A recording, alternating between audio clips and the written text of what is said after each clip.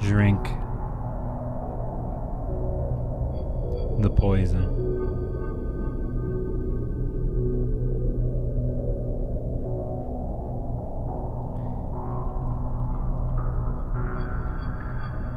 I drink the poison.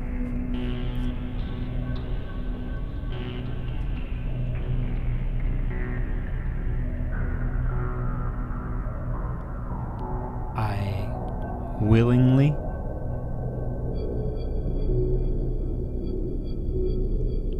drink it down.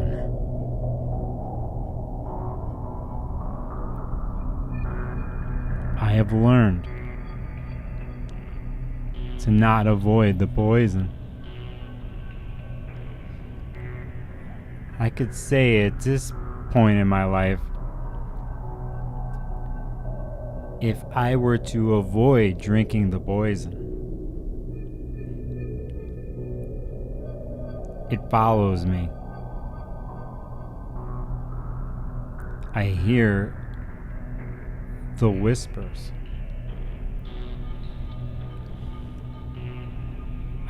I live in the whispers.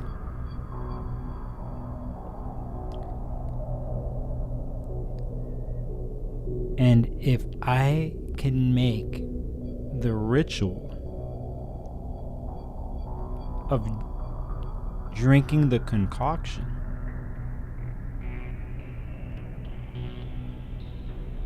with golden orbs all around me, sourced from a pink pleasure place, that is when I willingly drink the poison.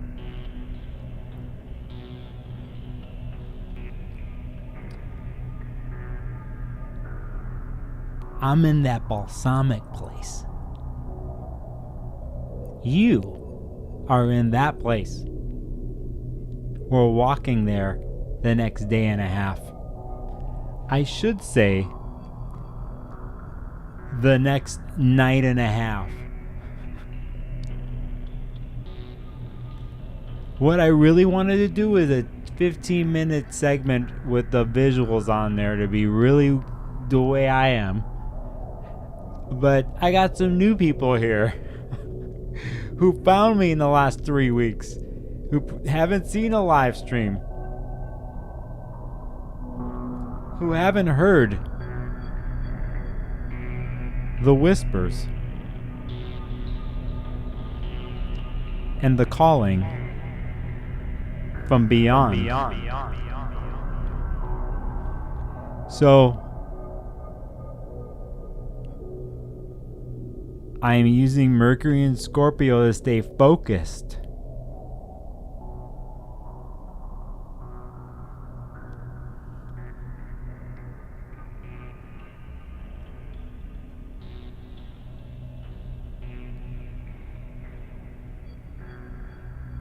And I willingly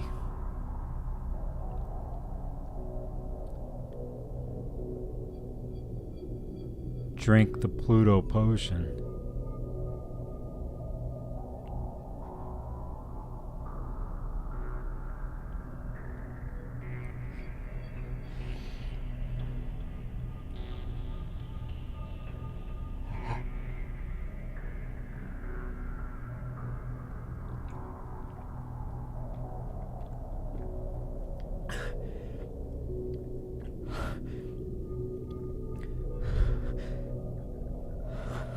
Again.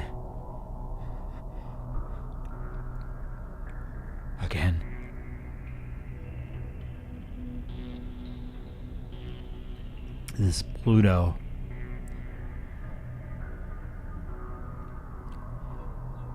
and Capricorn potion.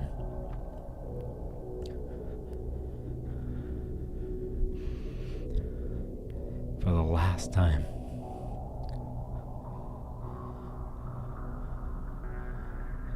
Just a couple more weeks.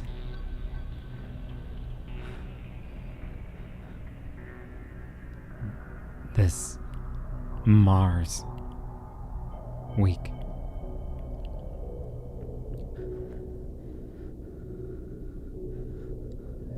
I gotta drink potion.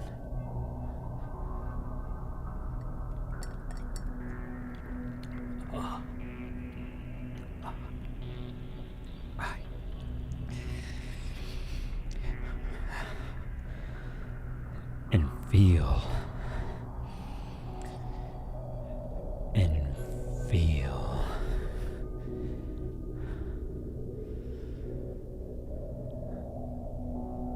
Feel.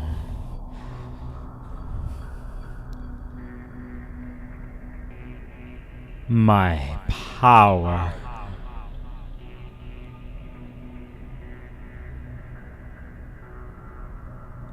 Will you drink the potion? One last time. One last Pluto and Capricorn time. Will you drink it? Some of you, since 2008, have been forced to drink the potion.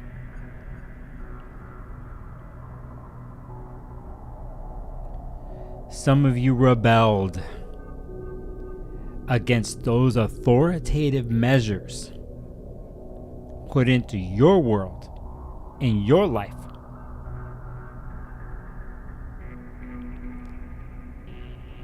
And you fought. And you resisted. And you came up with your own potion. Slowly gathering, mixing, concocting. And the whole time, somewhere out there, they were trying to keep you in the container. Keep you in that space. And you abided. You went with the rules. Because that's what you were told to do. That's what you're supposed to do. What you were shown to do. But every so often, you knew it wasn't your world to live in. That there was something else. Something beyond the grinding for pennies and earnings. Something else besides elbowing your fellow human beings on the way to the top. For all the grinding and all the working and adhering to, you heard the calling.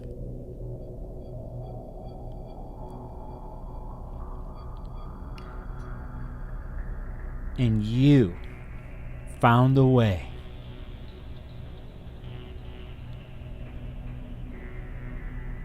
to making your own concoction.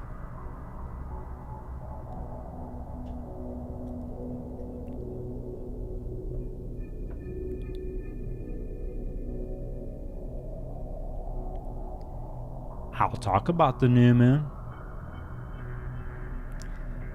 Talk about Mars and Pluto. But really, you've been waiting for these last moments for a long time.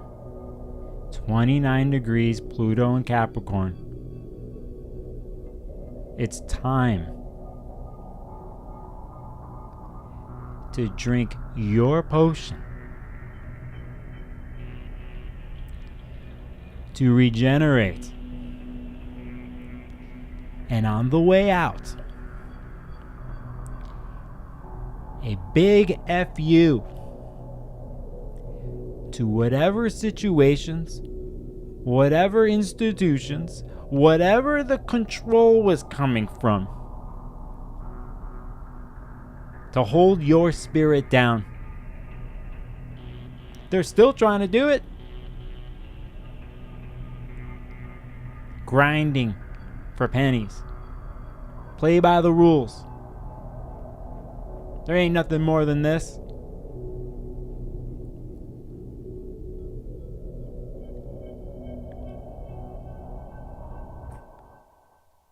But you have agency, courage, and power. You are not beholden to Pluto or any of the planets. You become them. You redefine them in your world. And whatever out there is representative of those planets or those narratives and storylines in your world at this point in time, when all seems lost, you've done your potion training. You've tested the concoctions and you have failed, and you've gone right back into your own temple and own lab, and you've been finding the way.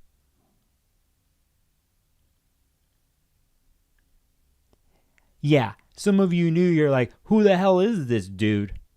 Why? For me, part of my potion is this.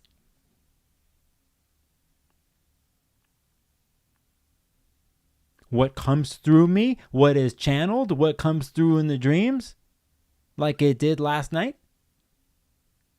had to do with a promise that I made to myself and a promise that I made to all of you months ago.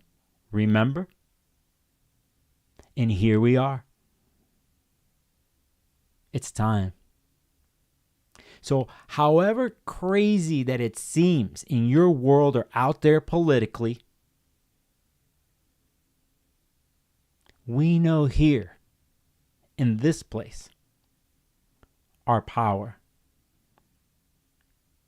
That we are relentless in our quest. Your quest for freedom to be you. We come from a love and compassionate place, especially when all the chips are down, when it seems like the hardest place. And when I see you falling on your knees, when you don't catch it, you don't feel that anymore. I'm here to remind you. And in the comment sections, I haven't looked at it yet. Everything else that's happened on this channel for the 2.5 years to 3 years, my inherent thread has to do with love and compassion and growth and evolution for you and for me. To pick each other up, to support each other, to have each other's backs. Even in difference. That here on the ones and zeros and on the messages or what we do on the internet, I even know when I'm not even on the phone, when I'm walking down the street and I'm thinking about what has happened to me on this channel as an astrologer, as a human being, that I'm sitting here and I don't need the camera at the same time. I figured out, I remembered my power that even when I'm walking under the tree and the fall breeze is coming and the leaves are falling and we're in between, the in-between space, a week like this week where it's liminal and the veils are thin, and how we honor those and we honor those who have passed, that we're together. And I could send my messages through the crows and through the winds to all of you. And I hear the messages and I see them too. And it's all through nature and it's all through sensory, through the senses, our power, our concoction. Don't lose hope, my friends. Don't lose it. You can dream still at the craziest of times. That's a concoction. It is our power. We make the stories happen. And when we are aligned at the toughest times,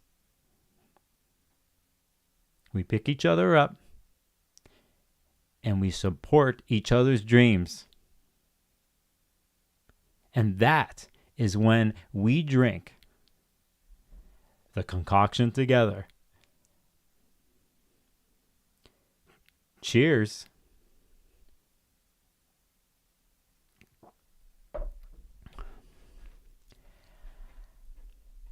Let's say hi in chat. Tara, you were early, my friend. I love you.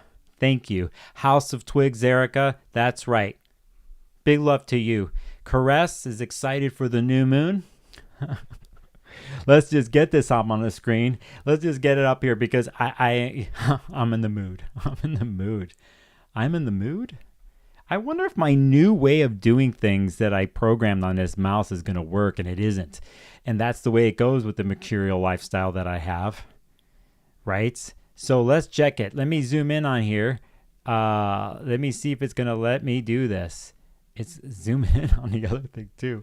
I got to make sure I do something here and make sure I turn something off so my computer doesn't crash. Caress, good to see you. Wild Magi with the triple hearts.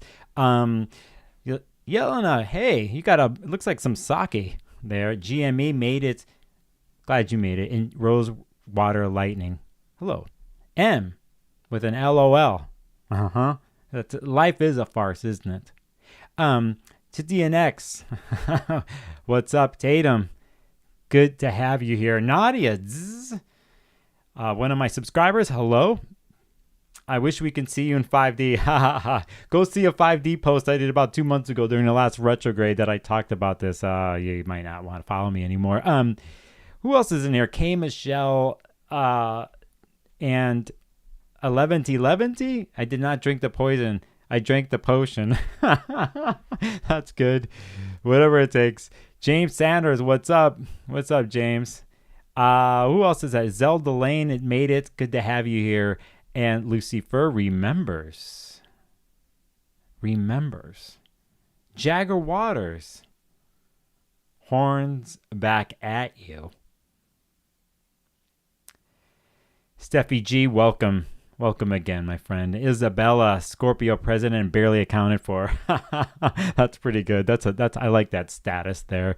Get love, give love. Good to see you. Is there in New York City? Has Mercury, Mars, Scorpio, 8 degrees, 5 planets, Sag, Sun. Hey, this lunation in this next 3 weeks is made for you. All right, so hey, Ray Weather, good to see you. You're wearing glasses. Your emoji's wearing glasses. Hi. You high off the potion yet? Who the hell do I have else in here? I got to do something else. Like I have to adjust something here. As I do, I sure like to know why. The technical, there we go. Hey, look on the screen. It's a new moon this week. Some of you found me in the last couple weeks. You've been seeing my forecast that I've been doing. Before that, I was on a mad run of live streams for months. Needed to take a break. Plus, I had some traveling to do and some good stuff that happened to me. And along the way, I was like, it tested the way I can put videos up mobily. And I've been working on that, and I still am, and I actually like it. So there'll be more of that and more from here in the studio. But welcome to everybody who's supported me and came here on the channel. Before I jump in to talk about this new moon, you probably watched the video early this week that I did where I don't know how many damn aspects I talked about. And I know every astrologer has talked about that. Like it, I mean, I'm doing the stream pretty much a Mercury-Uranus opposition. Just my style, right? Just my style. But there's so much. We're going to a Neptunian moment at the same time here because basically tomorrow we go Scorpio moon at 10:29 a.m. Pacific to really enter in the balsamic realm, and then we do Mercury trine Neptune. We're going to end in a Mercury trine Neptune way, I think, here. But again, I picked this day for specific reason because of Mercury Uranus. So I'll talk about the new moon and a couple other notes I have, and I'm actually going to talk about a couple dates of this month that I think are really important. And I gave myself in true mutable Gemini form 2 different choices to talk about here that I won't even tell you about. I have them here, and depending on where I go, I'll either pick that timeline or the other timeline, and so on and so forth. Okay, Patrick Carrick, I see you, brother, in chat.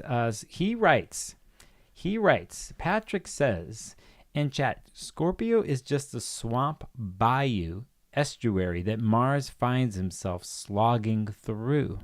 The poison is the water. The potion is the poison purified. Patrick, I think you need to be like in some temple. We all recite that at the same time. There's a certain flow to what you just wrote there. There's certain something.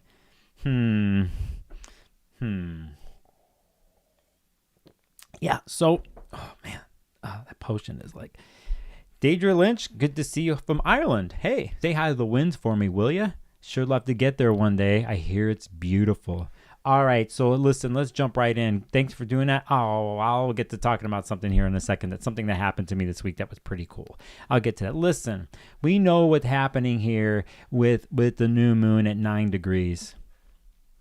Earlier in my video this week, I was talking to Scorpios, a certain part of it specifically, that you've been through so much through the last so many years, and you got Uranus in opposite your sign still, but you're kind of leaving a zone of time, almost like 5 years of wild transits that have happened to you, that have put you on the brink, that have changed your life, and still you're in the remnants. You're still walking away from it all. I think that this new moon is your gateway now for good. You're some of those stories are done and you're finishing them up, and here on this new moon, you get to at least symbolically say, woo, I did all that, and it's time for me to enter in a new shell and body to walk around this earth with, or crawl around, depending on the type of Scorpio that you are.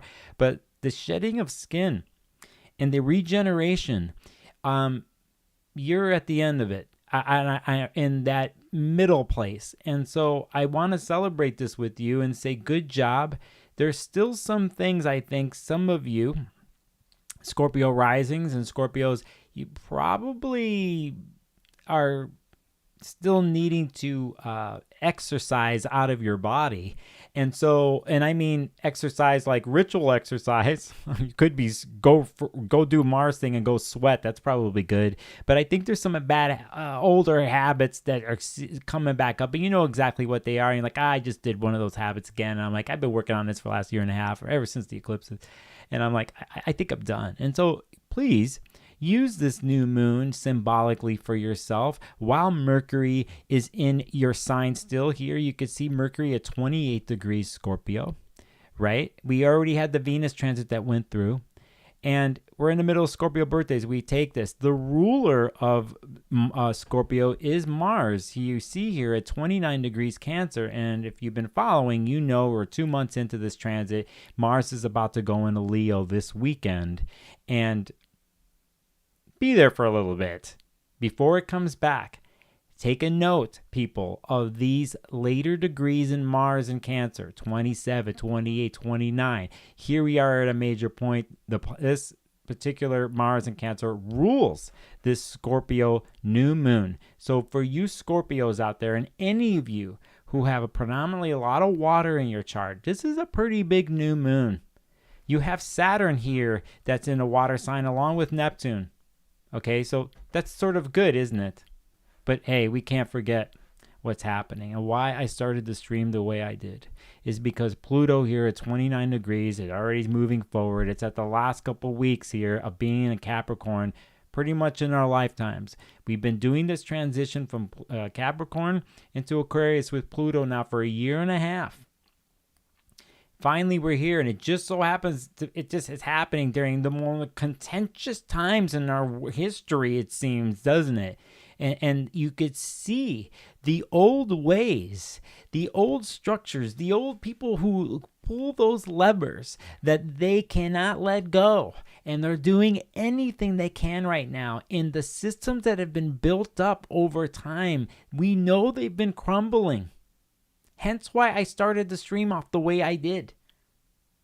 And here we have a major point here with Mars trying to assert its will through Cancer, which is ruled by this Scorpio moon, which is pretty intense. And interestingly enough, I think protection here is a main word, because Cancer wants to protect. Scorpio does in its own way, protects with its privacy and its intimacy and its need for protection. You ever wonder why they're like, who are you, when you're walking into the room and you want to talk to the Scorpio and they're like giving you the side eye, like, what the hell do you want? Before you even come close to me, you better tell me your intention. And if you don't, they're going to study your ass, or they're going to find the back. They're going to find the way out. As a matter of fact, they probably already studied you even before you walked into the room. So you could see how it can be defensive or protective if it's a caustic situation and Pluto is throwing its control and power on the other side to Mars. So we make note of this. We make note of the protection measures. Now, it doesn't have to be that way. Right? But remember, with Mars, it gets really simple and impulsive and instinctive. It dares to do. It dares to take the risk. And if desire is fueling this over here, you can see how it's, in a sense, unstoppable, especially at the last degree, moving along here. And Pluto could throw its force across. Again, Pluto, I always think, has a hidden agenda involved. There's a lot of hidden agendas here, actually. As a matter of fact, if we remind ourselves where Mercury is in all this, it's in a hidden place, really, of how Mercury works in Scorpio. We're dealing with secrets. We're dealing with things underneath. And Pluto deals with things from underneath in the subconscious and what comes up to the surface, the poison. And Mars in Cancer, it has its own way of doing this, especially if it's in a protectional mode, like a thing. And even on another level, and I'll jump in the chat in a second, think about what happens with Mars archetypes, right? So, in Mars and Cancer archetypes. So let's just think. And remember, I did this in the beginning of the Mars transit in Cancer. We did this thing where we wrote keywords down, right? So, but think about what Cancer does. It's the past and lineages and memory, right? It's vulnerable. Think about what that is, right? Moon ruling it, home, family, all that kind of stuff. And then let's say Mercury's in Scorpio the way it is, and then Pluto's on the other side of Mars. You could see here how secrets come out. If, in a sense, there's the hidden stuff, there's the things that someone didn't even know about that had to do with certain things in Mars and Cancer, and Pluto pushes that narrative and pushes it out, and then the cipher, the language speaker, the words are coming from a Mercury and Scorpio type of way. So you could see how this plays out, and in a sense, I think should be used. So if you're in a situation here and you're really affected by this, right, these particular transits in your chart, you speak truth to your power, and precisely to the point, like Mercury and Scorpio can. Now, it's not that easy, especially when other people are involved. And let's say it has to do with the past or family and all that. This shit's fucking complex. You imagine right now all the people, all the stuff that's happened politically out there right now that's going on. And just in the last 24 hours, I've seen people doing crazy stuff with the voting and the ballots. And you now imagine this, that there's families out there. You could be one of these people that one family votes this way and the other part of the family votes this. And like what has happened over the last 10 years. And then here you are with like stuff coming up and secrets mixed in, everything else, and it's just contentious, right? And people are defending their own territory, right? And they'll do anything for it, and they'll say anything to it. So for me, if I was to navigate any of this, if I was to navigate this particular new moon, is to understand, first of all, the Mars opposite Pluto and what it involves in. So we got stuff from the coming up from the subconscious, in a sense, from what's underneath and what's underground. And it's throwing that shade on Mars, and Mars is pushing its own either protection agenda or it could be vulnerability. So one has to understand and keep a safe container. But it's not all is lost here with something like this. And on this channel, I'm a big fan of Mercury always, especially if it's a chance to remediate a situation. And we do have Mercury trining Mars. Mercury and Scorpios, and we like this. We also have, just to get into something else, we have Mercury. We know this is happening right now, but we have Mercury, Neptune. That's happening as we do this. So these are places that can alleviate the power struggle and control with Mars and Pluto. And we want to go there. Now, these are all water places. And so if you haven't had the training the last couple of weeks with all the water transits and the aspects that have happened, this is when you put it to use. Now, in my video earlier this week, I talked about what happens, not just on the new moon, but what happens the next 2 days after that. And I'm going to show you, I'll go over it really quick, but I think there's a chance. It doesn't mean that the whole truth has to be said all at once. That I am suggesting pacing involved here when it comes to this lunation, especially if it's intense and it's a Mars-Pluto situation, right? Regardless of what they're doing out there in the world, there's fucking people, man. They'll do anything for power. Anything. But here, we come from a different place, if possible, to solve a solution or a problem to remediate it. So I'm suggesting pacing. And the reason is because when you have something like Mercury in Scorpio or Scorpio, they have their own fixed, stubborn-ass pacing. And this is when we're happy for that kind of pacing. Especially if Mars feels like it must do something and it's being challenged and it's daring and risky and shit. We didn't even talk about the lusting part of all this, like Mars-Pluto opposition when you bring in lust and sex. It's like, oh, fuck.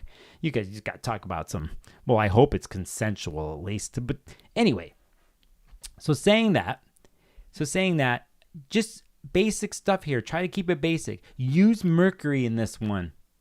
That's what I'm telling you. Use Mercury here while it's in Scorpio for the next couple days because it pretty much leaves here right after that. You see Mercury at 28 degrees. Before you know it here on this weekend, it's in Sag. And we kind of get a release there too because the intensity, probing, investigational style of Mercury and Pluto and the holder of secrets. And I'm talking about they've been holding secrets and they've been remembering something for 20 effing years. They didn't forget anything, right? So here, when it goes into Sag, we have a release. And when the moon goes into Sagittarius through the weekend or past the weekend, we have another release. And that's in my video earlier this week. I talked about if you can make the conversation that's happening here with this Pluto Mars thing and this lunation, can you spread it out over the next 3, 4, 5 days? Now, typically with a lunation, right, like a new moon, we don't see it. It's dark. But when it becomes a crescent moon in the sky, maybe that's when the conversation, there's a finality. But it just so happens when it's doing that, it's pretty much voting day next week. Can we get a break, please? Not really. But again, my thinking here is, can you turn any of this into strength? Can a caustic Mars situation with Pluto where it's challenging and it has to do with extreme power struggle and control, Pluto and Capricorn, can you find a deeper strength in it all? And since 2008, the way I started this whole stream off is to remember the slow story in the Capricorn part of your chart and all the things that happen between Capricorn and Cancer and all these things. It's like, you know what to do. The knowledge is there. The memory is there and what you've learned. You've carried the memories since whenever. You're carrying a lineage. You're carrying ancestry in you. And these are raw, inherent things embedded in you, and you probably don't even know the half of it. But if you're on the search, and if you can find that singular something that you can focus on, like the Mercury and Scorpio, at least the intent for the new moon itself, like it's the imprint, the tattoo, you could take that and find that clarity.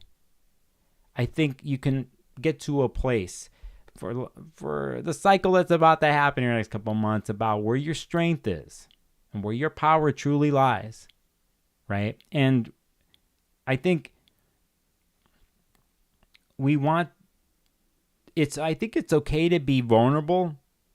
It's just in which way. But if it's not a supportive way and you're seeing a repetitive pattern of like someone not giving you the space in the space for you to be you and to be standing in your own power, this could be a tough lunation and a tough thing. Let's remember some keywords here, okay?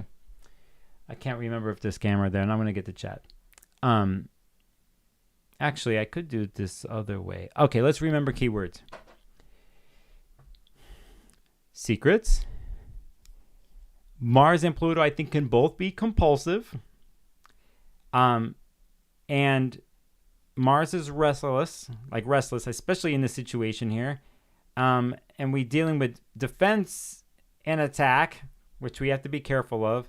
But we can be courageous and desire combined with the power in the regeneration of Pluto, where you combine those two forces together. How am I doing here? I think, let me put this together. You combine those two forces together, and then you can do something down the line with it, and you will no matter what, because this is the first of 3 Pluto-Mars oppositions that are going to happen with the next so many months here, and this is the opening salvo. But it just so happens to be that it's happening here at 29 degrees, okay? So Jan Halverson, thank you for the super chat, by the way. I'll pull it up on the screen in a second.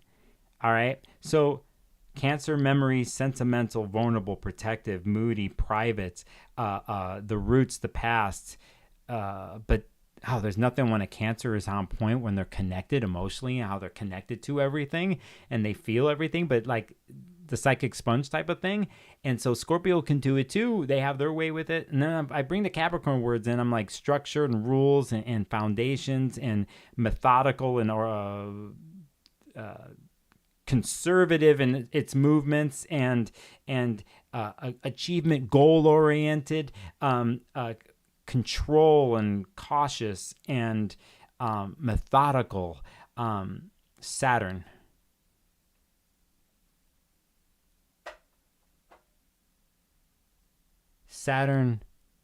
and the moon.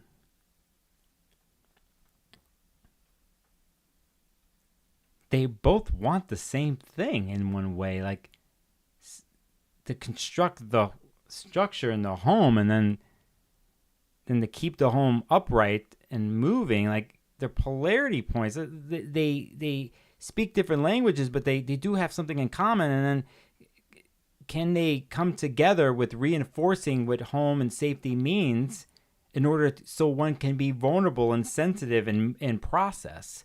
So yeah, I like what I just said. That feels really good. And Mercury in Scorpio with Uranus right now, giving me the idea, the different way of thinking about this, because if I'm Mercury and Scorpio, I get really one-sided and stubborn in the way I do things. But I take this Uranus transit today, and then I'm going until tomorrow, and I'm having a Mercury-Neptune moment, which means I can catch the dream. I could catch the signal. I can catch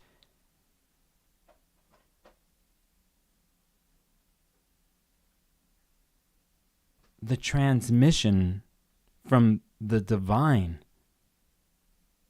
And while everybody else fights in the struggle, I could finally say that I got to the heart of the matter and I accepted poison and all. And now I know.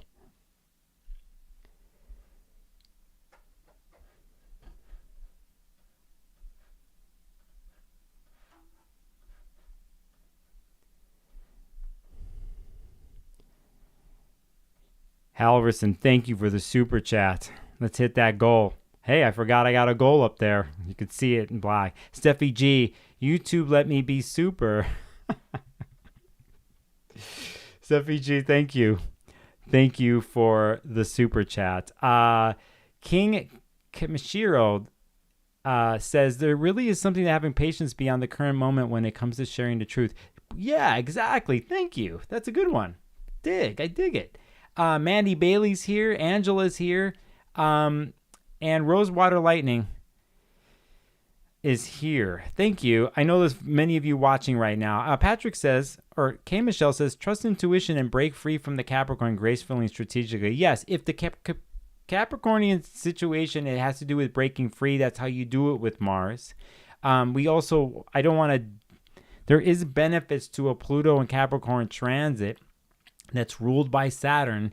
I think we're really lucky to have Saturn be in Pisces right now, to be honest, with this. So I don't think we're clueless. I think we've acquired a ton of wisdom when it comes to Pluto and Capricorn in our life since 2008. And it's time to say goodbye to that and apply the wisdom in the next zone, which I will talk about later in this video, which if some of you are catching this, you already know what I'm going to say. So Patrick says, Mars, Uranus, and Pluto are all anaretic in this chart. What anaretic means that everything is at 29 degrees. Let's just point this out for no one who doesn't know. There's 29, and there's Pluto there.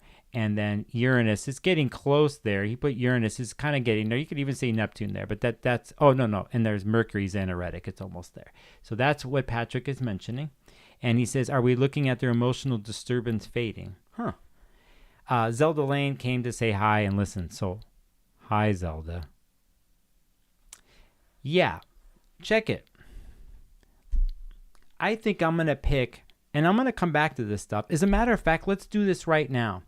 I'm going to show you the two dates, the two other dates that we have. Okay, first of all, officially on Sunday, and I'll show you right here as I do this. If you're new to this, we're going to go look at where Mars is here when it actually officially does its opposition to Pluto. It's not actually on this new moon day, but it's actually November 3rd. I'll do it right here. This is Sunday in the Pacific time at 4:36 a.m. Here's where you actually see the mathematical pure opposition here. That's 29 degrees, 45 minutes.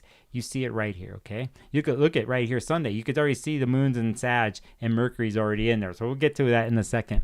But you can catch that right there, okay? Now, because what Mars is about to do, to go into Leo until the first week of December, then it's going to turn retrograde and it's going to go back. We're going to hit this place again in many ways. And so let's take a look at that's kind of what I wanted to do this stream, is to actually look at the next time Mars and Pluto are opposite each other. And it's January 2nd. I'll put the chart up here.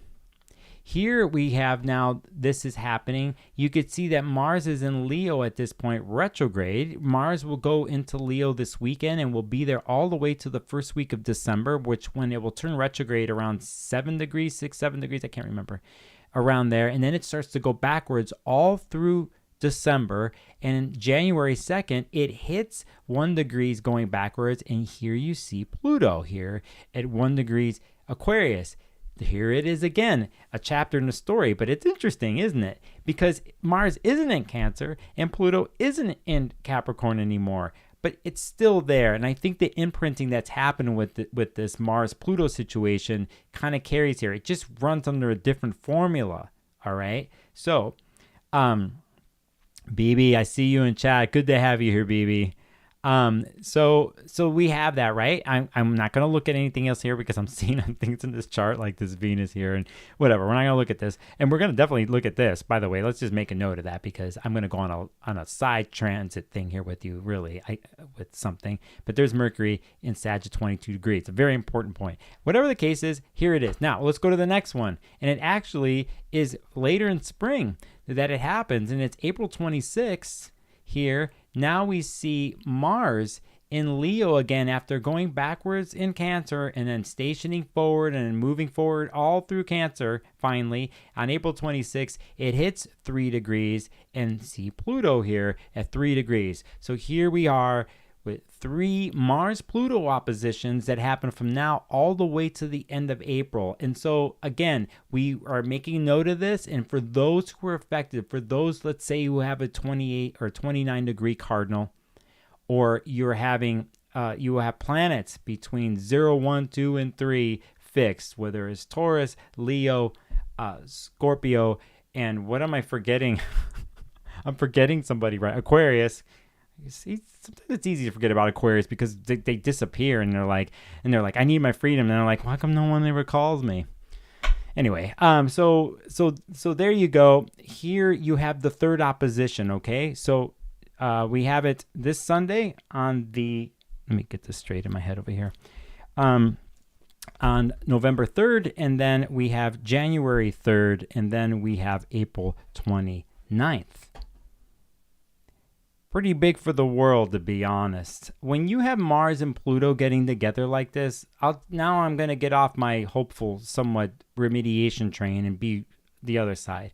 This isn't the nicest of transits, like on the world mundane level. This is where things explode out. This is where Mars doesn't like to be fucked with because it's daring and risky, and even if it's lusting on its goal and whatever it is, it just get out of my way. It's the Lord of War. It's like sword and shield. Then you got Pluto pulling a power game on the other side, and they're struggling. This is where shit gets set off. It's tough. It really is. And I just got to say it, okay? Because I want to be, listen, ruthless is the word here that can happen on the harder side of Mars-Pluto aspects. I think ruthless and brute force type of situations, okay? And what did I write? I wrote something here. Brute force brings explosion and problems. I wrote problems. Like it's that simple. Oh, I got to put this back on the screen. I don't got this correctly. I have to put this on. Just a problem. It's bigger than a problem. Yeah, so, yeah, we have this underneath thing. Okay, now, I think I'm going to choose a direction here. I'm going to choose a certain direction here for this video. And I want to prep you for a couple things that I think that are very important here because of the transition we're going to make with the new moon in Scorpio, with Mercury in Scorpio leaving into Sagittarius, because some of the biggest, I think, important transits coming up is actually Mercury being in Sagittarius, because it will go retrograde here very soon, or doesn't seem soon, but it will come here soon enough here when we get to the mid part and end of November, okay? So I'm going to basically throw some important mercurial dates for you to notice and to understand here with all this, okay? And basically, I'm going to get here to a thing here where I'm going to pick when Mercury ingresses. We'll pick Mercury goes into Sag. We already know when the hell this is, right? So it's right here. It's November 2nd, 12:17 p.m. We're going to pay attention here. Here it is. So several days from now, after we have the new moon, basically like the next day, not even, Mercury goes into Sag, okay? So this is going to set a story where Mercury is going to be in Sag all the way till, and I'll show you at the end here. I even wrote the dates. Is it going to be till the beginning of the year? Yeah, it's something like that. Here we're making a note here. This is when it starts. When we get into several days later, it is pretty much on the 7th. I'm going to move it in my way here. I'm going to go fast here. It might seem fast, but here on the 7th, we're going to pay attention to where Mercury is at 7 degrees. This is next week. Why? Because this is the place where we call Mercury entering its shadow. It's a relatively new term in modern astrological history.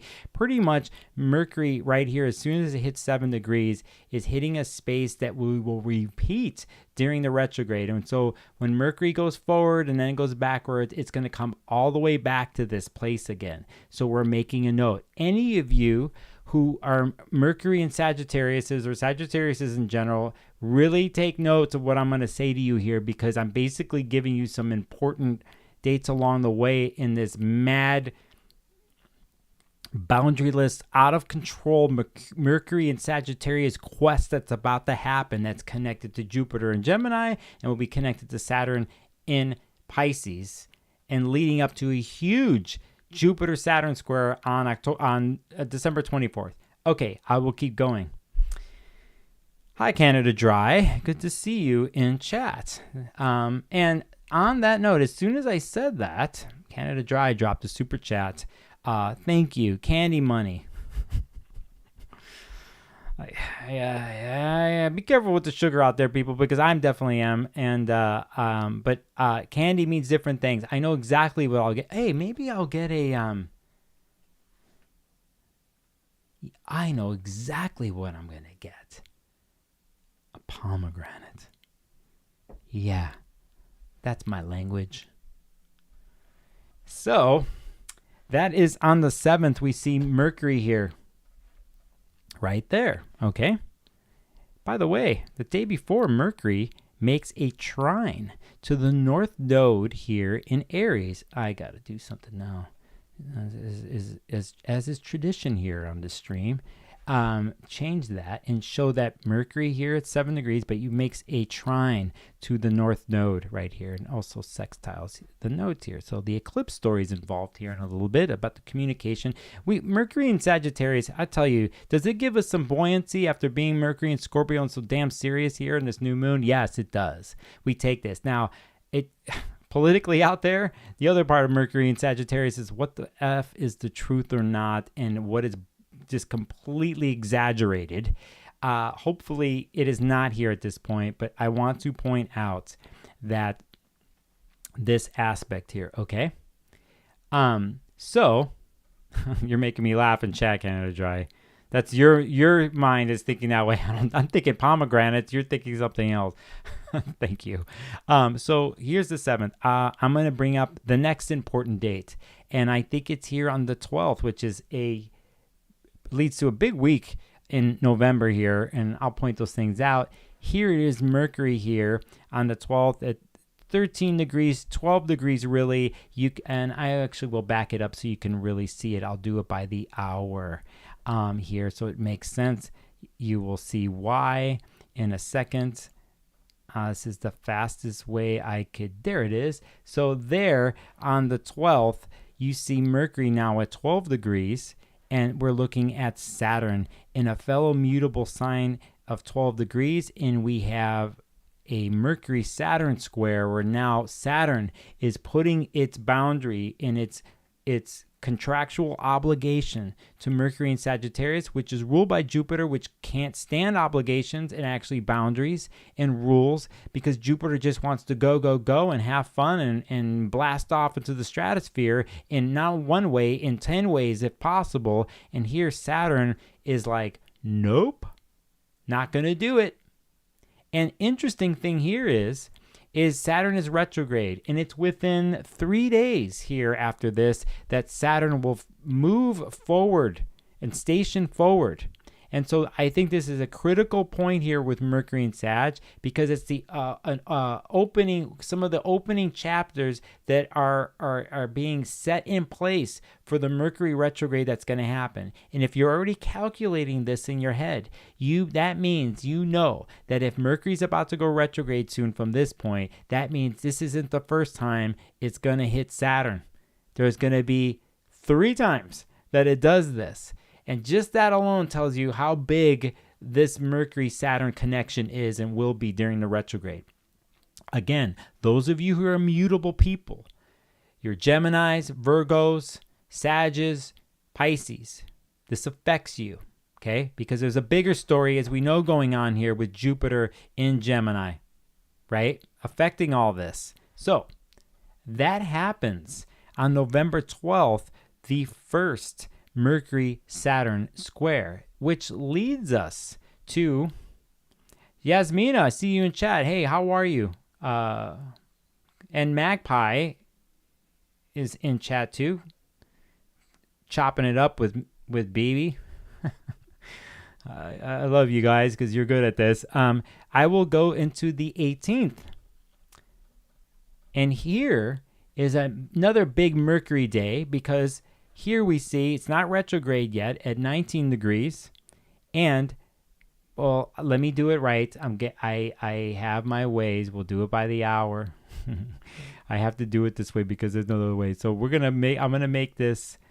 I love how I can just manipulate the planets like I'm one of the gods of the universe.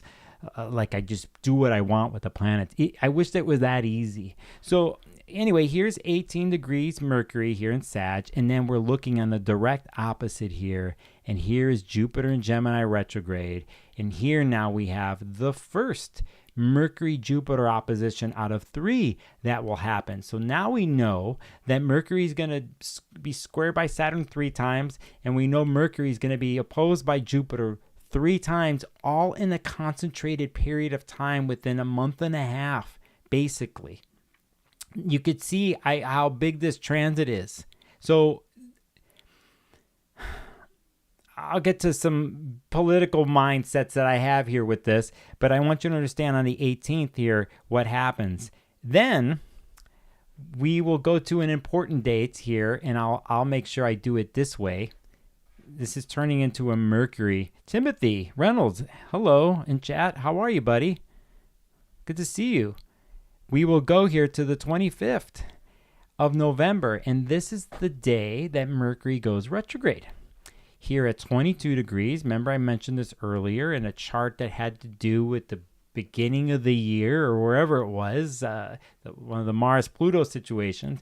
Here we have Mercury slows down and stops at 21 degrees. So at 22 degrees, all right? So now we have another major Mercury marker that we're in here, and we're kind of into the end of November here. Let's keep going with Mercury. I'll do it this way. Now we're going to go, and this is really for you people to come back and look at the video, and I'll maybe chapter mark this. Then that happens on December 4th. Right here, we have the second Mercury-Jupiter opposition that happens. Look how close we are to the sun. Okay? That is December 4th. Then we'll just say, hey, I'm curious, when does Mercury do this? On the next day, we have the midpoint of the Mercury retrograde session is when Mercury and the Sun are conjunct. Cazimi, they're conjunct that day. The Cazimi is the heart conjunction part of the moment. Here's another situation. Can you now calculate something that you're seeing here? Look at what degree this is. 14. Now I go look somewhere else in the chart. I see something else right here. Okay, so you're already seeing what's happening here. Now, it just so happens it's right on this day, right around there, that Mars is actually stationing to go retrograde also right here, as we have Mercury together with the Sun, and then here we have Mars in Leo. Just starting to have a good time, really, and it's just like, nope, it's slowed the hell way down over weeks, and it's about to go do its thing to get to Mars in Cancer again at the beginning of the year. You Cancer people, you hit me up. If you need to book a session with me, I'm been working a lot with this Mars transit and talking to a lot of people about this. It is incredible. It's so what could happen here, and it could be harsh at first. You've gotten a clue here the last 2 months of what it could be, and the opening stories and the storylines for Mars and Cancer.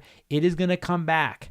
There's no way out of this one. So whatever the case is, big moment here when the Sun is conjunct Mercury on the 5th. And we keep going because basically we are into the next day, right?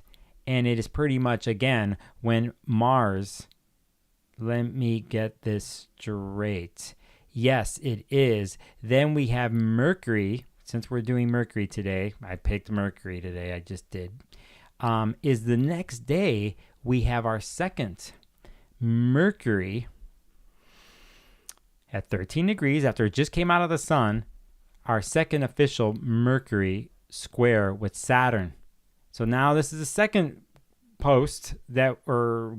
It's not goalpost, but marker here. And Mercury's going through it here. I think after hitting Jupiter and it came to the Sun, then it hit Saturn. I think this particular point in time from the 5th and the 6th, at least when it comes to Mercury, I think Mercury can become really strong here, even though it's retrograde. It's because it comes to the Sun and then it hits Saturn. And it already hit Saturn, right? Here on November 12th when we talked about it. And here there's a deep wisdom, I think, that gets solidified. It's kind of like forged with Mercury and Saturn, and maybe Mercury starts to understand why it needs Saturn in its life. Like any Jupiterian sign has to understand that in order to get their vision put into place, in order for the vision and the dream to be fulfilled, that's fueled by hope and optimism, that you need Saturn to put it into form, to construct it into matter so it can be actually put out into the universe. And here Mercury has this amazing moment where it touches the sun and is purified in the death and rebirth process, and then it has Saturn to like tattoo that something, that Jupiterian wisdom that is sitting here in Gemini. And maybe it isn't about the words and the effing word salad that it's just overloaded. Maybe at this point we have a silent moment where we actually get to the truth of it all, the philosophical highest truth, really, that Mercury and Sag wants, the answers. There really isn't one answer, really. It's more like a code to live by, a philosophy to live by. So, an important moment here. And I wanted to do this on this stream because when all seems lost, when everything seems crazy politically, which I think is going to continue after the election, I think there's going to be massive controversies. It's pretty obvious. I'm not making those astrological predictions. It's just pretty much, at this point, we know what's happening. Mercury is going to be retrograde during all this garbage with misinformation, with people,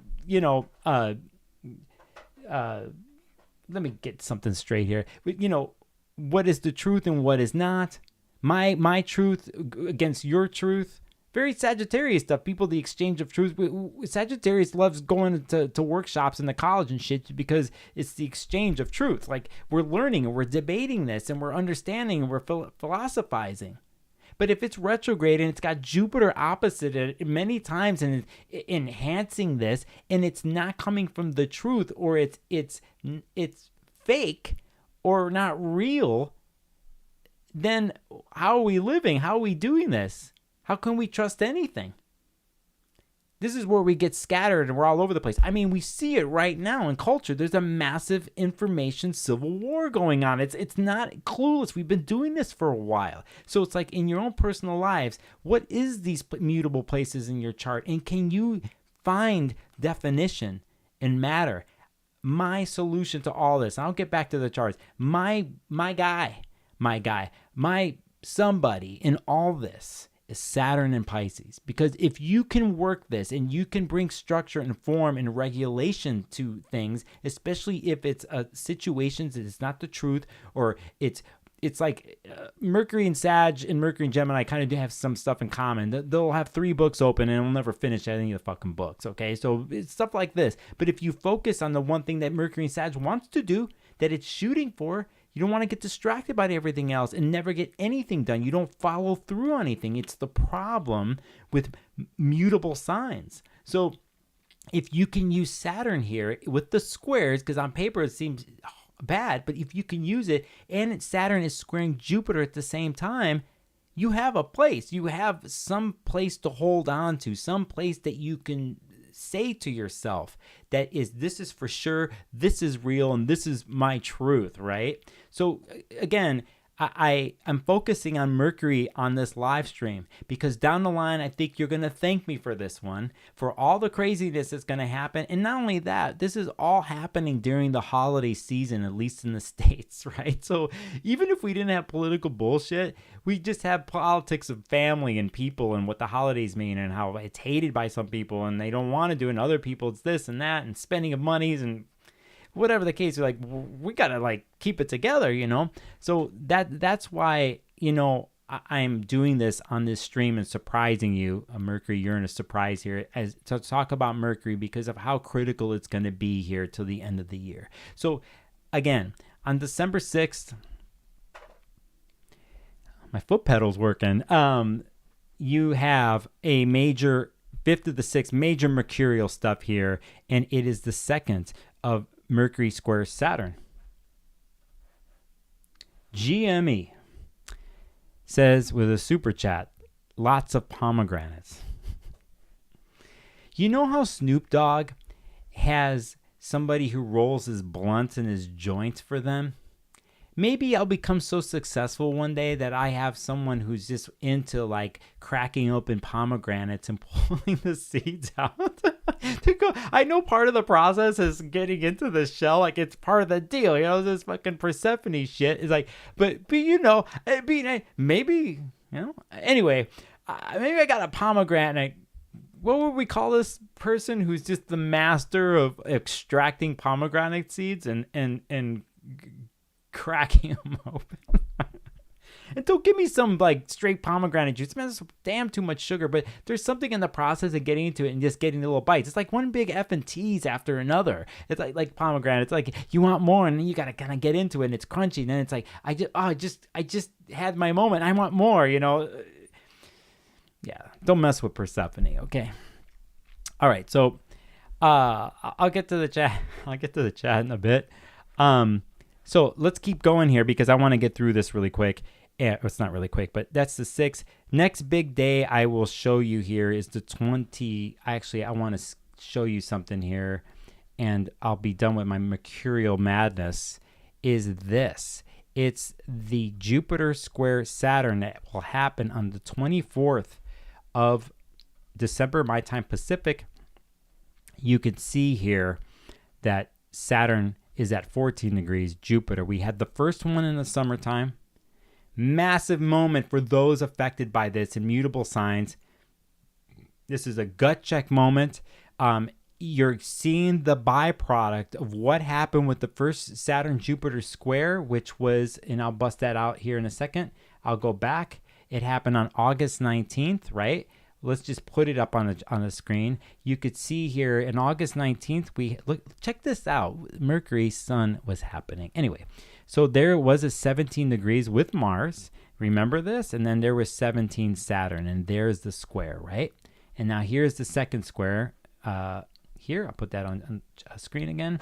And we have right here, we have 14 degrees, and we have Jupiter at 14. I think Jupiter learns a massive lesson here right now, ongoing here. And I think Mercury is part of the deal, and that is why I'm showing this to you, because I think at this official point here, we have the tension of a square, but if one can use the knowledge from the first square that happened, along with Mercury and all this, if you can focus and find the thing that it could help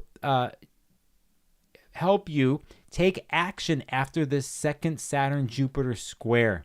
And you're going to need it. And it will play out in the springtime. And I think that is one where someone can feel, after having 1, 2, 3 different types of hits with a transit in their chart, where you start to become smart with it and you're learning and you're applying. I'm not saying it's perfect, but here we have it. And you notice here at this point that Mercury's not retrograde anymore.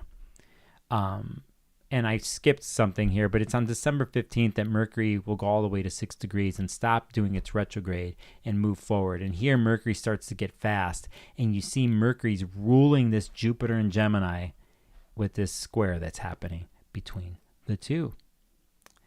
Hello, Cosmic Supermarket. Good morning. Have you ever seen anybody like say good morning in such a happy way with the sun like emoji, like it's here, and then have Saturn next to it? That is some serious business right there. Like, just have to say that. So speaking of Saturn, so there it is there. Now, you could see something here brewing if you're catching this, right? So I will go, will it let me do by the day? Yes, it will, motherfuckers. It will. Here's Christmas for some of you, or if you celebrate that. But here we'll take notice of Mercury at 12, right? And we're looking at Jupiter here at 13. And we see Saturn at 14. And now, after all this data that I'm throwing your way, you could see what is happening here. And it's basically this. Officially, and we'll do it the right way. We'll do it Mercury. We'll pick it's the 26. It's the 26th. I'll just do it this way. You could see here that we have the third Mercury-Jupiter opposition, and we also have the third square happening pretty much the same day there. Now, a fundamental moment in the Mercury story here, and before we get into New Year, and you could see how this all solidifies with Mercury and Sag touching Saturn and Jupiter for the third time, all at the same time. So I think this is very important, and I think when it comes to our processing and how we form our ideas, thoughts, and opinions, and how we're processing our daily lives and how things get from point A to point B, here we have a massive moment, because the day before is the Saturn-Jupiter square. You could see how important Mercury will be here with information itself and the disseminating of information. And when we get to the end of the month of December, and then after this, when Mercury keeps going, it still has to go over these certain points to get to 22 degrees, all this stuff. And you could see how important that is. I wanted to give you the quick Mercury thing here because there's a lot of other transits that are going to happen in November, like a beautiful Venus trine Saturn situation that will be a very important place for people to use. And there's a lot more transits. You watch my weekly videos, I will talk about this. But here, I wanted to do a Mercury breakdown because it actually will break down. Mercury will actually be running on all cylinders and then overheat, basically, with Jupiter on the opposite side of it. And it all depends on how you're going to handle this. And it's all happening where people are traveling for the holidays and shit. It's just but I welcome this. As a Gemini, I welcome it because I know too that what you can touch, what is tangible, is very important when we talk in astrology, at least in my opinion, is, what can one deal with in their present moment. I have my opinions about where the country and the world is going and stuff, right? But we have to lead our daily lives. And no matter how difficult, we are finding ways to survive. And you're taxed, your nervous system shot, and all that stuff, right? So I looked at planets like Mercury or to the moon, especially here too, like the moon and what it can do. It's just in the next 4 or 5 days to help one ground itself. So I'm really kind of been preaching about the things in your world, in your life, that give you regulation, some sense of calm, some sense of truth where it's grounded in your senses and within your body. And because of what is happening all around us, and that doesn't even count for your own personal story, right? So, again, it's a thing where I try to use things in the beginning, like drinking the potion and ritual and things, because sometimes we looked at other people, they're the gurus on this, or they wrote the book on that, or they've been studying and been teaching something for 30, 40 years, and we respect that. But you know what? You're just as smart. You're just as knowledgeable as anybody else. You're the expert of your own world. You can come get a reading with me and I will mirror and help you the best that I can. But I don't know you. I don't know your story. You know it the most. That's what being on this damn planet's all about. That's the quest, is understanding yourself. And you wouldn't be pulling cards or doing astrology or throwing bones or reading tea leaves. I mean, whatever you effing do, it's like you're lost and we look for the answers more than ever, right? We got Neptune and in Pisces in the background this whole time about what spirituality means and how we connect to the divine, or what we escape from, or what we used to escape. We're playing the fine line all the time, right? But if we're going to be real and talk about empowerment and knowing, you know best. And when the world throws those things at you where you feel like you do not know best, then that's part of life and being on the quest. But what are the little things that you can do that puts you back on track? You get back on the bike. And doesn't matter how fast anybody else does it. Use the little things. This new moon here, and what we started with, Mars, Pluto, and everything, I think one can get to the heart of matters, at least know what the truth is, no matter how cold or how harsh it is. That at least with Mercury and Scorpio, you can set the intention. And when we hit Mercury and Sag, you get to play with it. And it plays all the way through a massive Mercury retrograde with all the aspects that I showed you. But in the end, what's the thing you always hear? It's like we look for the answer at the end of the road, but the answer is not at the end of the road. The answer is the journey. And, it's the typical thing you say, but that's what we do. And I think when we remind ourselves of stuff like this and remind that we're on the quest, and along the way we meet others on the path of the quest who are there temporarily, they help us out, or we learn lessons for them, or vice versa. There's all that, but you are walking alone in the end. What am I doing here? What's this all for? And even when you can't find it, but you so desperately want and seek and to have that void inside you the way it feels, to be filled. Maybe it's the simple things. For me, I like washing dishes. I zen out.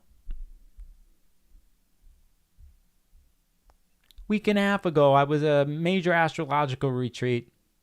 Some of you were following on Instagram. I went to the Organization of Professional Astrologers. It's a beautiful situation. Good org and very intimate teaching settings. There was, where I was staying in this townhouse, there was a tree on the outside, and the colors were changing. It's in Park City, Utah over there.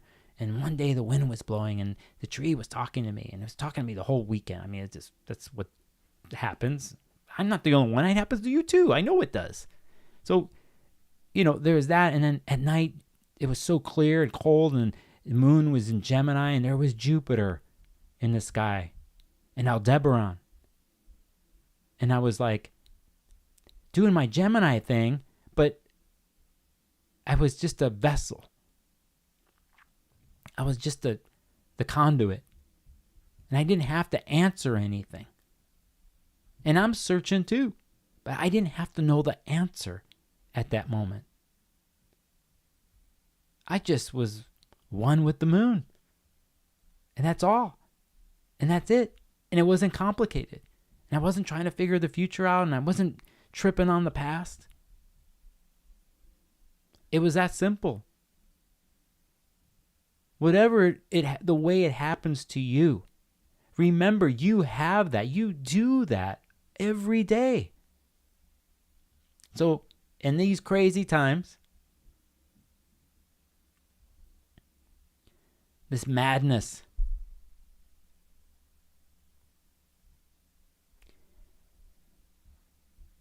you have that power.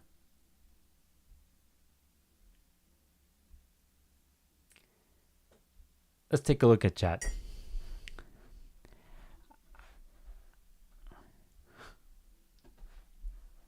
Hey,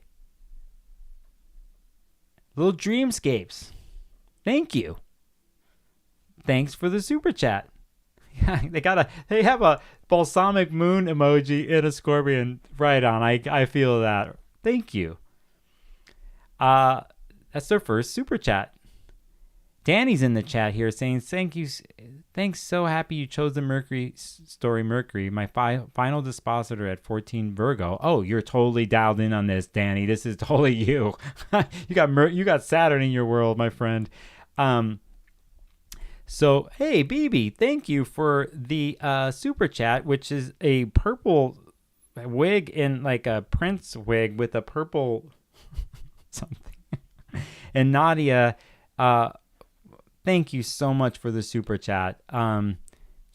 James Sanders, hey, let's get some more potion with those pomegranates. Oh, wait a second. I need to write this down. Wait a second. You just did something. What the hell did you just say to me? Wait a second. You just said, wait a second. Oh, I got to get this. What the? Okay. You said, what did you say to me? You said in chat, you said pomegranates. Am I going to spell this correctly? Yeah, pomegranates. And then maybe we make that into a... Oh, you can't see what I'm doing here. What the hell is going on? Why is it not showing you this on the screen? Let me get this shit together. I thought I had this going on here. You're looking at a blank space. Talk about, is this heaven? Is this eternity? What the hell is going on here? Let me do something really quick. My ideas are going to shit right now. This is untitled, and this is right here. I'm going to wait for it to refresh, and I'll go back when I'm ready. But I have to write that down. I have to write it down. James Sanders, thank you for the super chat. I'm going to reply and say something here to the super chat. Cool.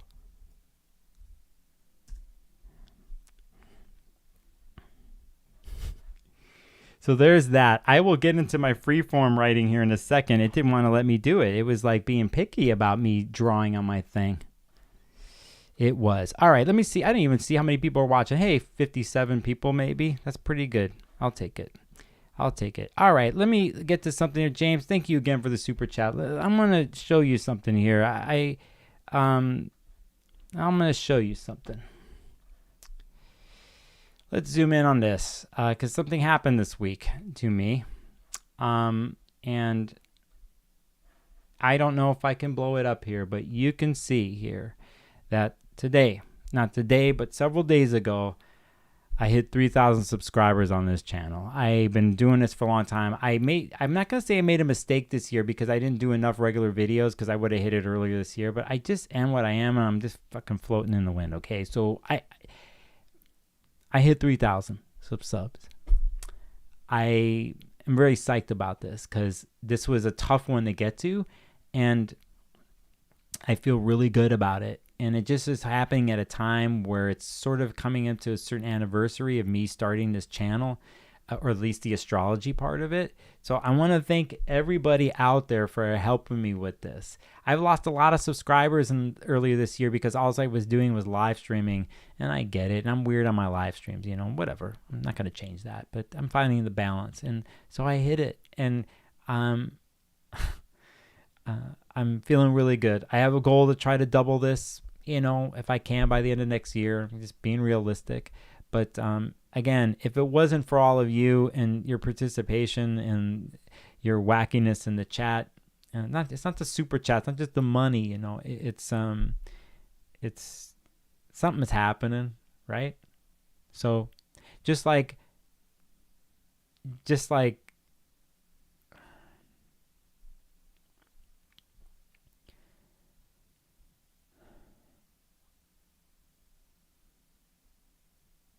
the purple skies that I see in my dreams, and the owls outside my window, I know that I'm connected, right? And a internet thing like followers and subscribers and likes. I mean, think about when it wasn't like this before. Life was good too, It's the mad balance between how important this is in my position, or any of you got your own Instagram profiles or whatever you're doing, right? How we need this, we're run by it, we're kind of stuck in that. We got to, it's part of the game, but you have to to know and understand how much you really invest in that, and then you let it go. But right now, I'm not going to let it go. I'm going to celebrate it with you all and say thank you. Because I don't really toot my horn that often, and you don't catch the Leo part of me, but I'm doing a Leo part of me right now. I'm not saying look what I did, but it's more like look what we created and look what you helped me do. And so I really appreciate it, and I'm not going to stop. I'm going to keep going. I got some good stuff planned. I'm lining up at least once a month to have guest astrologer with me that we do live. Some certain people that you'll probably laugh that they actually took the risk to come on here with me, and they will. They're going to do it. And there's other things. And I'm letting go soon in the beginning of the year of a couple other things that I do that I'm going to take a risk with finances, the other things that help pay my rent and do that kind of stuff. So I jump in on a deeper level with this. But you got to take the risk. You got to go for it. And, I'll tell you, I don't feel alone in doing it, right? So I appreciate everything. I just wanted to make a note of that here. Our GME just gave me another super chat. Thank you. Very kind of you, GME. You will get 3,000 more. And so, yeah, thanks for all the nice comments in chat. That is what's up, okay? I am an hour and a half in. I'm going to round it up. I had a lot of other stuff planned, but that's enough. And I will do, though, something I normally do on this channel. I'm going to talk about a book that I acquired earlier this year that I really like. I'll show you here in a second, and then we'll end it with a card pull, okay? Like we do. And for those who are sticking with me, thank you. We'll keep going here. Thanks everybody in chat. So let's go to a book that I have been just very oh man, you guys. Holly, thank you for the super chat. Holly, it's very kind of you. Thank you, Holly, for massive super chat right there. Yeah.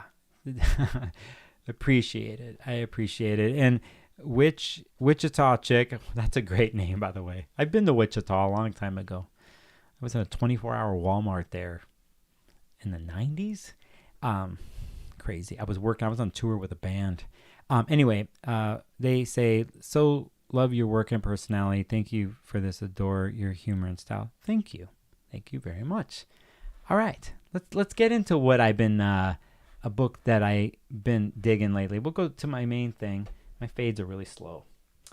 It's a book that this author is amazing. It's got a deep past in the occult world, witchcraft world, pagan world. I don't know this person, his name is Raven Kaldera, and they have written many books, and books you will never see. There's one called Mythology. It's so good. It's on my shelf. I reference it all the time. It's so good. This book in particular, and we're going to take a look. We'll deal with the new moon in Scorpio and see what they have to say. It's just another interesting way of looking at lunation using myth and archetype, stuff like that. I would love to meet this person one day. They're just such a brilliant person and grounded and not afraid of who they are and what they say, and just a nice, practical, earthy type of wisdom that comes across. So let me see here if I can figure this out. We're going to pick actually the balsamic moon here in Scorpio. So the way they have it in this book, you can see right here, you could pick the moon phase and under what sign. So considering tomorrow the moon's going to go into a Scorpio. Now we will not be at the new moon yet. We'll pick the balsamic Phoenix Scorpio moon to read from. Okay. And this is in, let me check it out here. I'm so happy that earlier this year I picked up this book. It's so good. And it just steps out of the normal astrological way of looking at things and from another perspective. And if you go look up who this person is, like, they're just wild of like what their books that they've written, and I really dig them. So what did we call it? Was it the Phoenix moon or something? Is that what they said? Yeah, give me a second here. Oh, hey, Jagger Waters, thank you. Thanks for the super chat. Cheers, Jagger. Another supporter there on my channel. Right on. Thanks. Thank you, my friend. Glad you're here, Jagger. Glad you are here. All right, so I will have to go to the index again because I lost my way. That's what it is. You're lost on your way these days. Just go find the index in your life. So 337, Nicholas. All right, so as the Scorpio moon passes into the balsamic phase, the former madwoman, so this person's writing in a chronological way with the moons, I think. Talk about this person arises from the wreckage of her life to start anew. Many of these stories are named for jobs that we humans bury ourselves in. Artist, smith, woodcutter, scribe. But on the Phoenix moon, the job that the former madwoman takes up is irrelevant. It could be anything. The point is that it is entirely different from what has gone before. Scorpio rises from the ashes and looks upon a multitude of possibilities. Any Scorpio planet learns the Plutonian myth of rebirth. They're taking a more modern view here of using Pluto, okay, so we'll take that into account. Any Scorpio planet learns the Plutonian mystery of rebirth, of burning down your life and walking away to become something entirely different. Pluto gives the Scorpio person the inner will to make this regeneration transformation happen, perhaps more than once in a lifetime, and recover.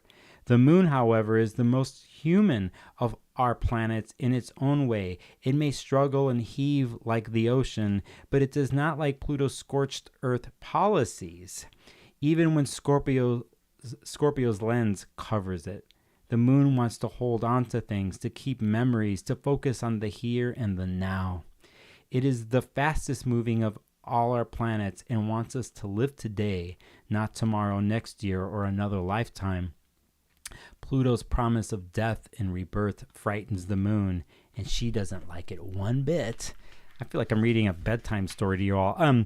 This means that the moon delays the Scorpio death and birth all the way to the end of its cycle, the balsamic moon, where one has to let go and let it all happen the way it's supposed to, where there is an end of struggling to make an impact on the world.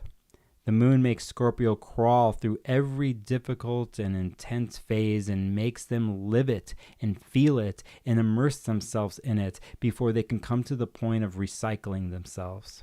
And so this person in the book is, in a sense, describing someone, let's say, who is a Scorpio and has a Scorpio moon that's balsamic and it hasn't hit new. It is filled with so many other things like this, and I just really dig this book, and I felt called to share it with you today. And so I will put, you know how I do things here. I'd sure like to give you an affiliate link to this damn thing if it's going to let me do it. Oh, there it is. And I'll put this in chat. If I can find my chat. There we go. Thanks, Leanne Patterson, saying congrats. Here's my Amazon link in chat. And then my other one is here, but they're on back order on this website here. Hi, Mila. How are you? I'll pull up something here on the screen here in a second. Okay, give me a second. You'll see here on my bookshop.org, it's on back order, but I will put the link anyway. And it's on my book lists here too that you can always reference. If you go to my bookshop.org, you see all the books that I've mentioned up on my streams here. Right here, it's on my book lists. You could see how many I have. I got a bunch. And they're in my shop, which is right here. And I'll put that there. Hey, look at Sparkles of Gold. That's an interesting name. Oh, look at that book. Combination of Stellar Influences. God, what a book. What a book. And I will put that in chat. All right. Great book. All right, so let's do that. Let's pull a card and let's get out of here. I got work to do. Mila, extremely busy, a bit stressed. Thanks for asking. Yeah, use some of that balsamic, will you? As in the time in the next day and a half to say goodbye to the moon cycle and get ready for that great Scorpio new moon. I'm taking that attitude with it. All right, so as some of you know, before I leave here, I've been pulling cards out of this deck. Yeah, BB mentioned Kaldera's Myth Astrology. That's the first book I got from Raven a long time ago. It's such a good book. Actually, I'm going to bring something else here because I'm sorry I'm going back and forth. I got to change these fades. These are slow fades. this is another book too that it's not the same, but some of you know here. It's called Mythic Astrology, and this is Ariel Gutman and Kenneth Johnson. They're both astrologers. Ariel's really well known for working with Venus stuff. This is a great book that's sort of like myth astrology, but just kind of talks about each sign and each planet in a way, and then like it's reference to many different myths in the world: Sumerian myth, Greek, Roman myths, all different kinds.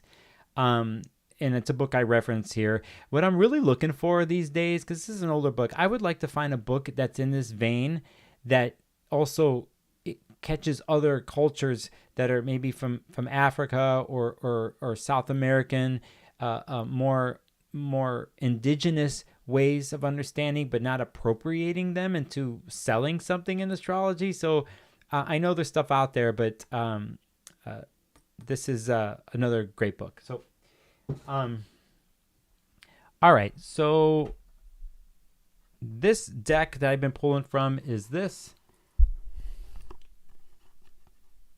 Delphic Oracle cards. Yeah, I think it's on Etsy. You can find this, man. These are all this crazy deck that I pull from. So you could see it's just like, it's just there. And we'll do a quick shuffle and we'll sum this up, okay? Danny says, like the index of it in our life, I hope it's okay to use in a short story. Hell yeah, it's okay. It's okay. You know, you sell that short story, I just get 50%, right? 50% cut. I'm playing. Yeah, you do whatever, man. Whatever it takes. Whatever it effing takes, God, to get through the damn day. Sometimes I don't blame people for popping pills or something and drinking half a bottle of wine. I get it. Why somebody would get to a place of doing something like that? We know it's damaging and could do whatever. Or the things that we do to deal. I get it. And I think we go to extremes a lot of times because we're not ever given the permission to, or the spaces culturally in Western culture to be that way or with our neighbors and our community.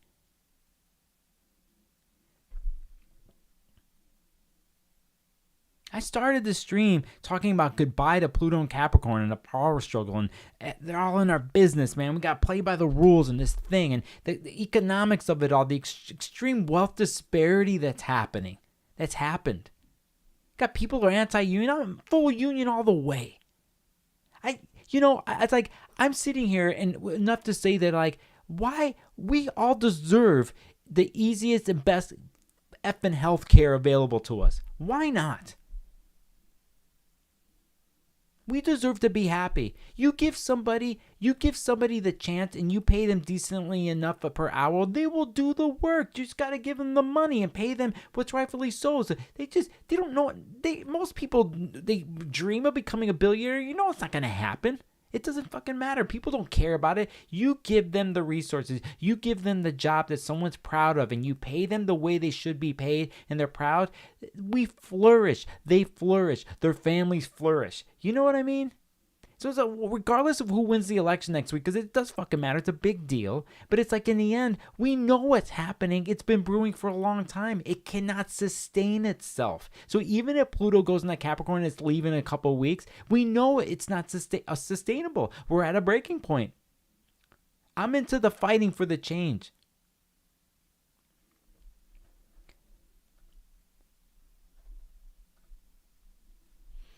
That's not happening. That is happening. Is that happening? No. That is happening. That's happening. That is happening. Because I'm fucking talented enough. You give people the chance.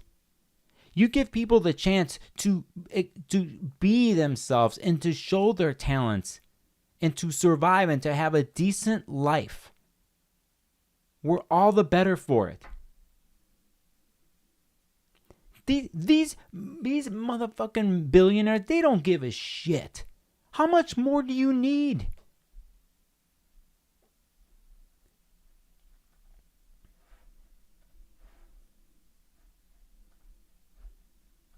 You feel me?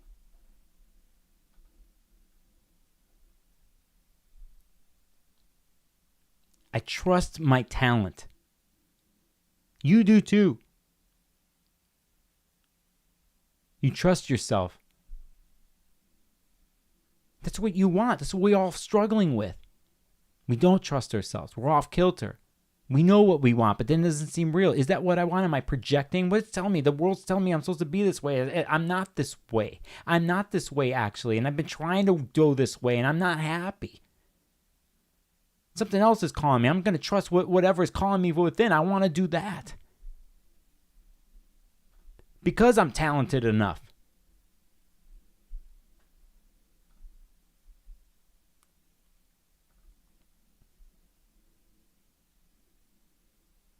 Say this ritual that we did in February, and my live streams all in February that we did with Pluto going in Aquarius and all the planets running through there. Are you prepared? We're preparing. We are prepared. We're preparing right now. In a couple of weeks, Pluto's going in to Aquarius for good.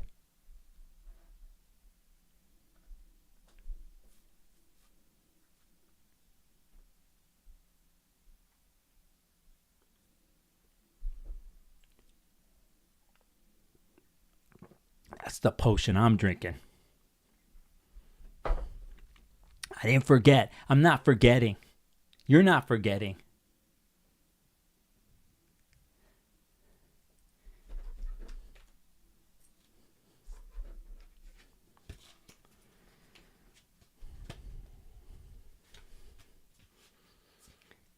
Unstoppable. Inevitable.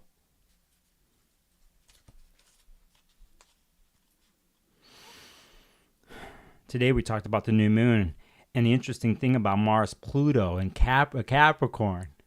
And what's going to change when we have the next two Mars and Pluto oppositions, then Pluto will be in Aquarius.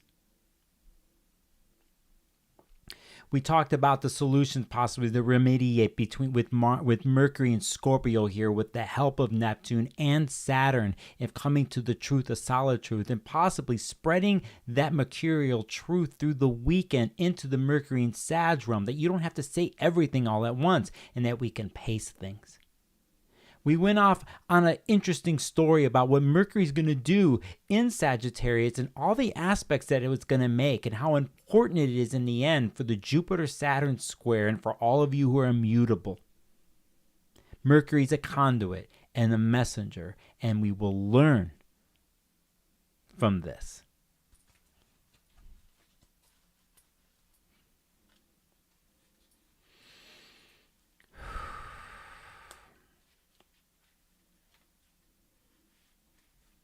Come on. There it is. Let's see what the hell we did.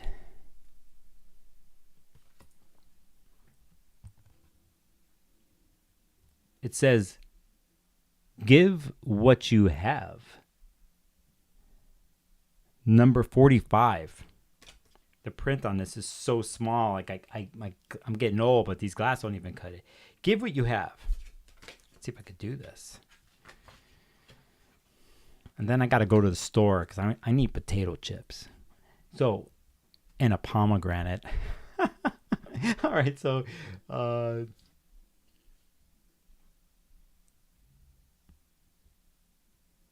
it's focusing on my hand, the damn camera. The great man is always the generous man. Remember, this is old talk, so they're talking about everybody. So we could say man and woman, everybody, okay? The great man is always the generous man, not the miser.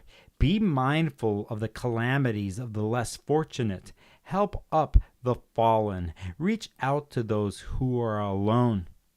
Cicero writes about the necessity of generosity and compassion at length. Though it should always aim to empower the people you help to help themselves. It should not aim to keep them dependent. Also understand people fall ill, people get old, such is the lot in life.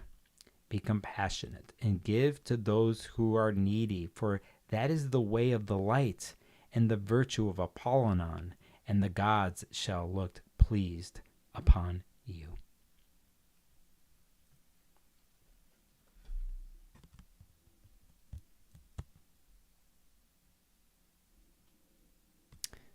I gave you what I had tonight. Another weird live stream. Good. I kept it focused. Let's see how many subscribers I lose. Doesn't matter. I got you and I got pomegranates. And that's coming my way after I'm done. All right? So thank you for watching. Thanks for going with the flow with me. A card that I always pick out of that deck is always dialed. I always do some rant and I pick the card and it has to do with what I just said. It just was like, oh my gosh, I'm so effing lucky the life that I lead, that I have this stuff happen to me and you all are here with me. I just like, I love my life that way. I love it. And I get to watch this later on when I say I hate my life. So I just want to say Milo Reason threw another super chat in here for the pomegranate fund. James Sanders threw another thing on me here. And just thanks, y'all.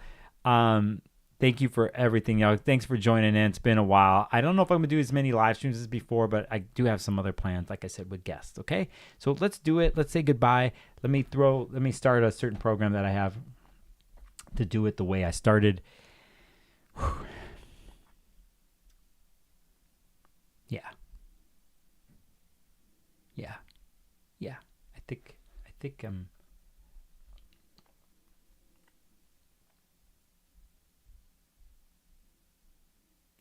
Ange in chat, caught alive. Hi, Ange. Just kidding. Bye, Ange. In chat.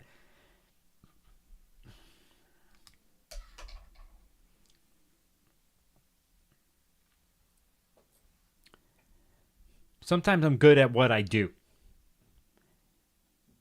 And I recently have done things in my life to try to get better at what I do.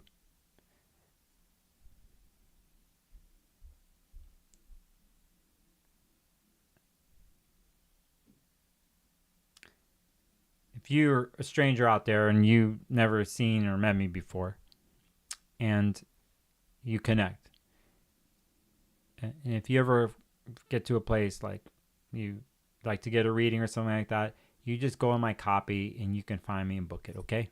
I really like what I do, and if I have the chance and the opportunity with people where I get to hold the mirror and watch their process when they look in the mirror,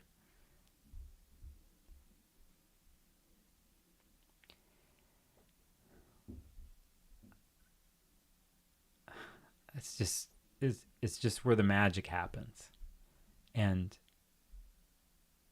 it is the way that I can contribute to the world is being a conduit and holding the mirror.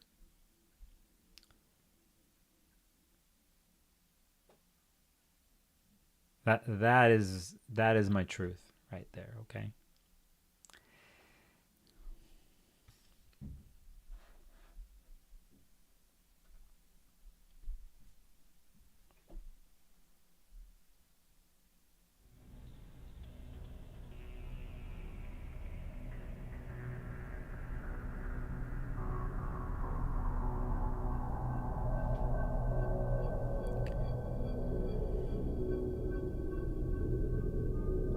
See, drinking the potion ain't that bad. See what happens? Like you say, you drank the poison. Like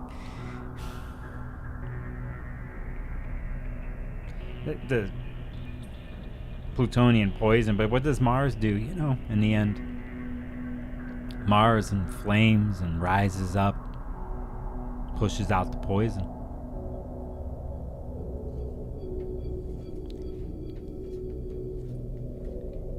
You ever believe that a ritual like that of poison concoctions and getting to the heart of matters and the memories and the vulnerabilities and the private nature of ourselves, things that like the sign of Cancer brings, and we do that to connect. Mars is bringing that up in Cancer with Pluto. So you might as well make it the potion. And you might as well make it the poison. Remember, you sweat it out, you purge it out, you move through. I know it sucks sometimes to have to confront it or to drink it. But after a while, you realize that you get to a place where you like to drink it. And when you know that you have to drink it, it comes time to do it. You do it with pleasure, with everything. And you accept it, and you're like, yes, I'll drink it. And it goes down difficult, and it hurts sometimes. And you just gotta move through.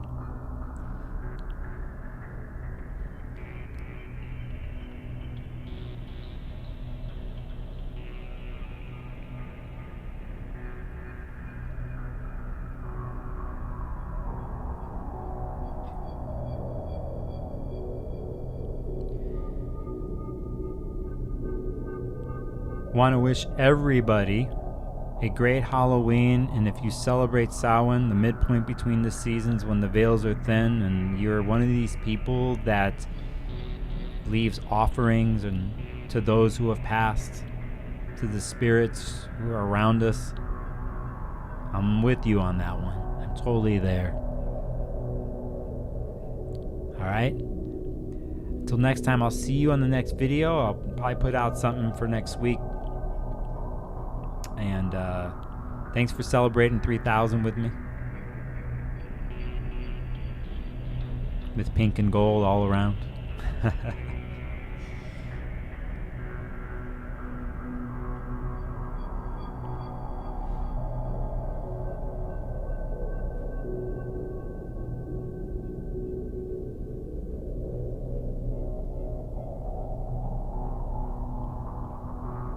Drink.